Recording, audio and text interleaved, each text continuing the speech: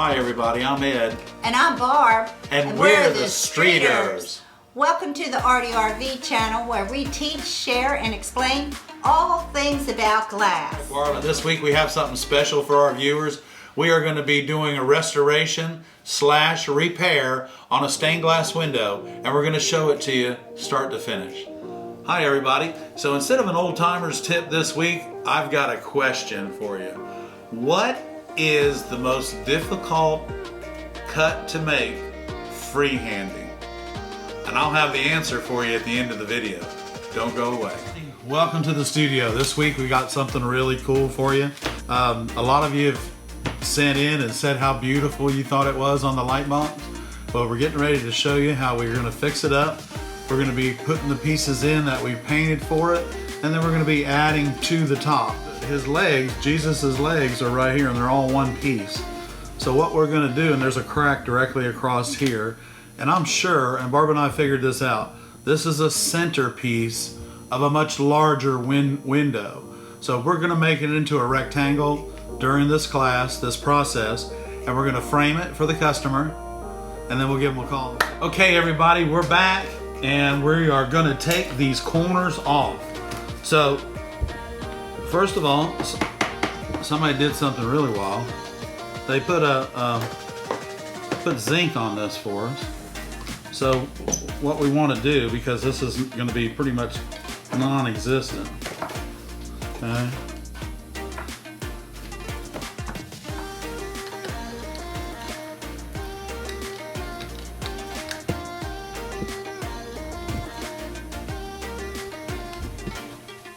So we have to keep in mind that every time, you know, we're going to actually finish this window out at the top, and I'm going to show you just how we're going to do that. Okay?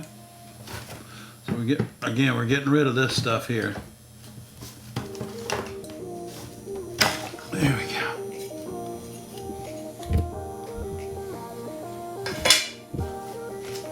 Okay, so what I'm going to do just real quick is just spin this. We're going to get this cleaned up. This is all stuff that we don't need. So the first thing we're going to do is we'll decide on our height. So that's going to be our finished height, okay?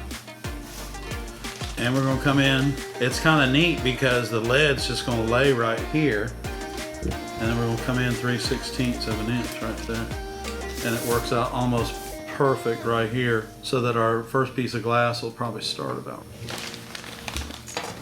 Same way here, we're going to do 3/16, and you can see that it comes down to right there.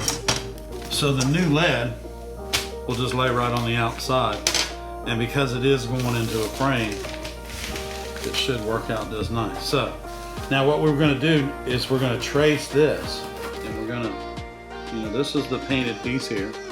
This is the other painted piece here. So far, so good on these. These look great. So I'm kind of thinking what we need to do is we probably should just kind of play off of the arch here. And we know that, you know, that's basically the center right there. Well, it is the center. Here, like this. Like that. And then where that Gothic arch comes out. This glass right here, this is a Kokomo. And if you can't tell already, it is a beautiful Kokomo. So what we're doing, Barb and I are gonna go, we're gonna go awesome on our cutting here. So what we're gonna do is we're gonna make this beautiful dark purple, the outside edge of the window, and it's the same purple that's painted inside the window itself. So once we do that, and as you can see, I'm using the light box. Now I prefer to work on the light box better than any other way of working with stained glass, especially with large windows.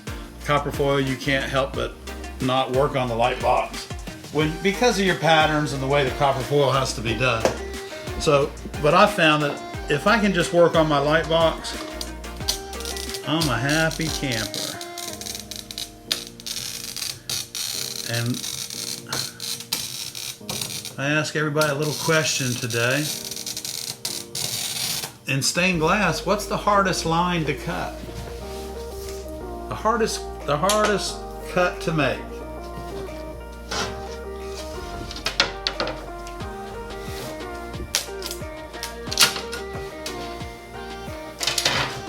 There's a lot of reasons to like Kokomo glass, but you saw the way that broke.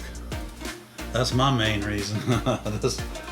Their glass is just so beautiful and is annealed perfectly. Okay. So we're gonna get cutting that.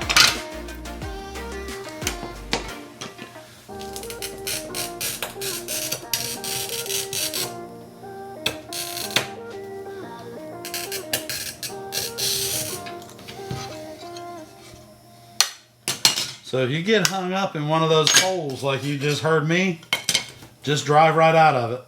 Just drive right out of it. Don't stop. Don't pick up your glass cutter. Just keep moving. Keep moving forward.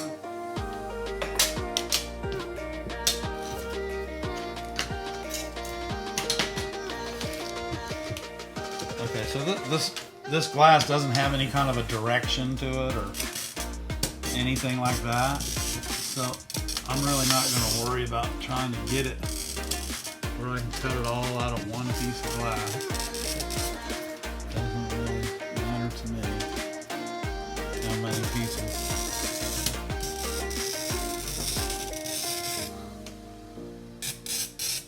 Of glass we have, or we cut, or anything like that. Okay. So again, your knuckle under the score, thumb on top, down and away. Careful now, because that'll drive you crazy if you stick yourself.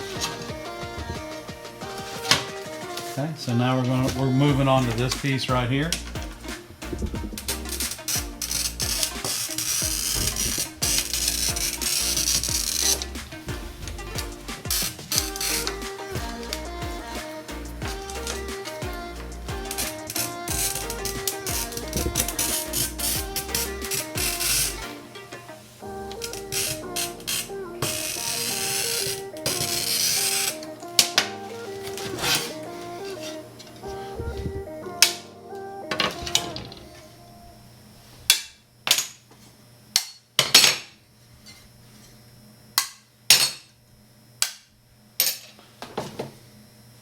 What's that? That's your weakest point.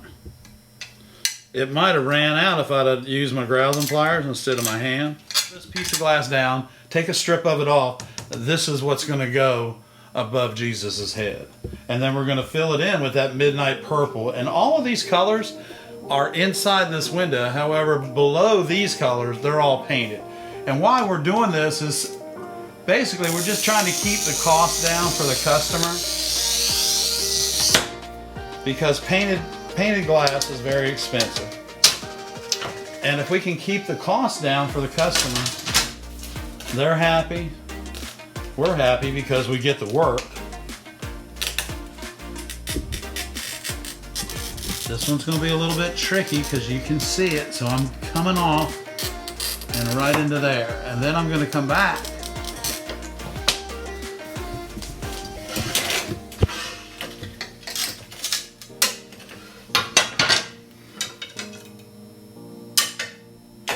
Okay, so see that came out, and then what I did is I went further up into here so that we can get this little out. That's actually where part of the scroll is for the upper half of the window.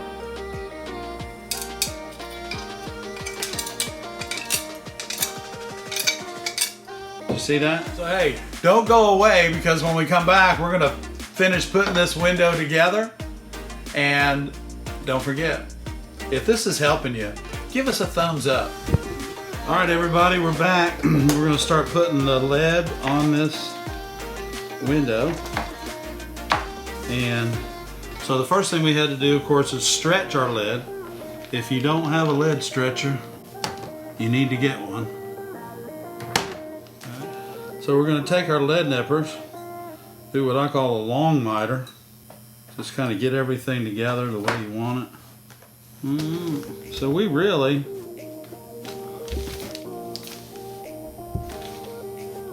that's pretty much what we want right there. And actually, if we can come down a little bit further, then we probably should. It'll be like about right there. So now we can get our, actually I have to keep changing this because I really want to come down even further. So we're just going to use our lead. Okay, so now I came down. Okay.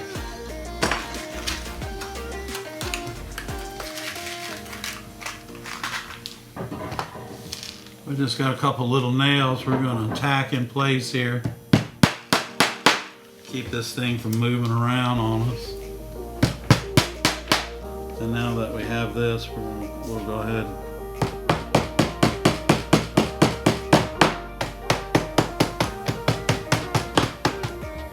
It looks good. So now we're going to get this together a little bit, and then we're going to drop back and get that piece there put in.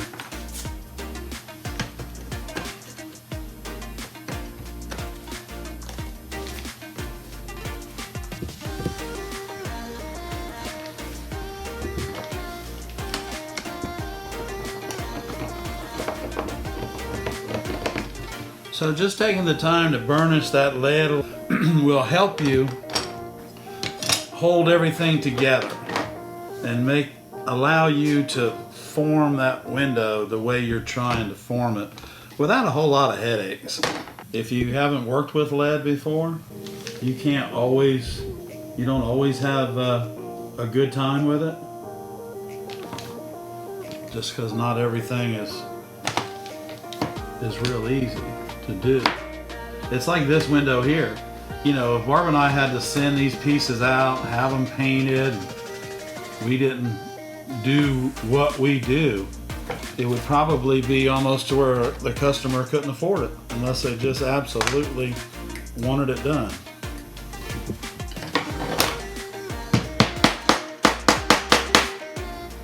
The first time you think about hitting the glass is when you're going to hit it. So just do your hammering, smile while you're doing it, and enjoy yourself fixing your windows.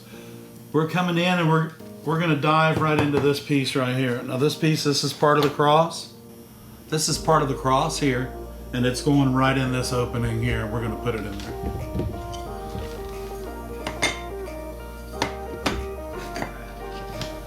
Where this piece of glass is going to go.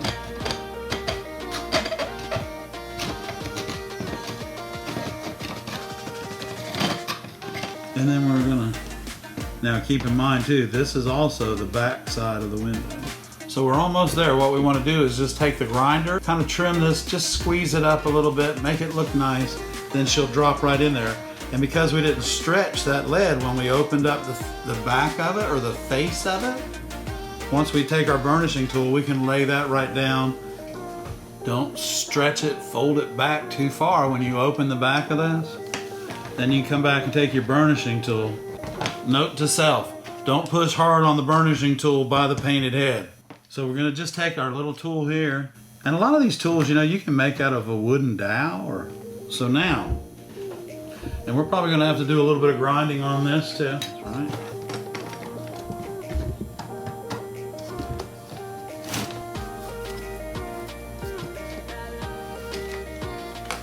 What? It fit?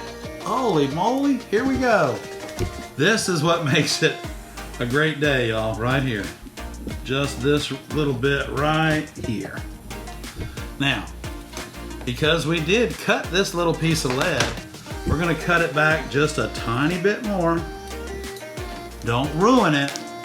Remember, this piece of lead is probably 80 years old. So we're gonna take this, make sure that we get in and around that scroll. So if you really want to learn how to repair a window, how to insert glass without ruining the whole window, without having to take the whole window apart, just using some finesse and your glass cutting skills, you can do this type of work very easily, and it's very rewarding. Because when I get done with this window, man, this thing's going to be really, really pretty. Oh, hi everybody, welcome back. We are working on finishing up the add-on right here to the top. As you can see, this window originally was probably the centerpiece of another window, a much larger window, and somehow or another it got its way out of there. In this window, when it was glazed, whenever it was built, they used whiting on it, or was reglazed at a later date. It's probably what it was. It was reglazed at a later date, but was never cleaned properly afterwards. So we have all this stuff, and as we go through this process, you're going to see this window take a dramatic change. So hi everybody, welcome back. We just got all this cleaned up with the wire brush, so now what we're going to do, we're going to take just a moment, get all this soldered. I have my usual Ruby Flux here and my recycled glazing compound cup. And keep in mind, you know, before you use your iron, my iron's been sitting for about 20 minutes.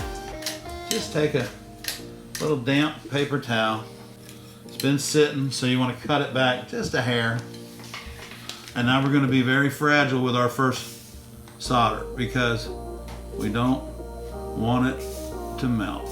My iron is really hot, but we're going to let it cool off first.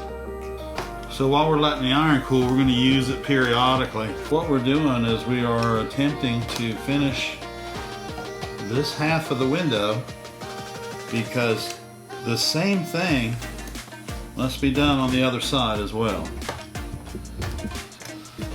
Alright, so we got that. Let's make sure we have everything else. Now, these painted pieces, once you solder around them, get that solder or they get that flux off of them. Okay, just get the flux off of them. So now what we're going to do is we're going to let this iron cool down even a little bit more. Because now we're going to run down this right here and make this seam so that we can take the wood plane and plane that lead off so that we can make this a perfect rectangle before we decide to put it into the frame in order to hang it for the customer. We're going to get this all fluxed. It's going to require a little bit. We don't want to do a whole lot, and we don't want to spend a lot of time on it either. We're just trying to hold it in place. Let's roll that edge over so that we have a nice seam. Because again, we're going to take this back side and we're going to plane it. The closer we can get it to it, the easier it'll be to make that transformation into a seam for us. So here we go. So when we flip it over, we'll do the other side, and now we have this nice seam right here, and then we can take the wood plane and plane everything off so that it's perfectly a rectangle for us. When this paint is fired, these enamels, powdered enamels, are fired onto this glass, and it's fired on correctly. When it's fired correctly, they last forever. I know sometimes this is a little bit tricky for people too, but the best thing to do is to flip this up. Okay everybody, just sit tight. I'll be back in just a couple of minutes with the answer to this week's question. Don't let it hang for a long period of time. Okay? Pull it off the table. Get your hand underneath of it and pick straight up. Okay? If you like what Ed's teaching and you want to learn more, give us a thumbs up and subscribe. Hi everybody, welcome back. Thanks for taking those 2 minutes and sticking with us. So this week's question was, what is the most difficult score to make when you're cutting your glass? The answer to this week's question is a straight line. Think about it. Without your square, that straight line won't be straight, and so you don't want to try and freehand borders, that's for sure. Thanks for tuning in.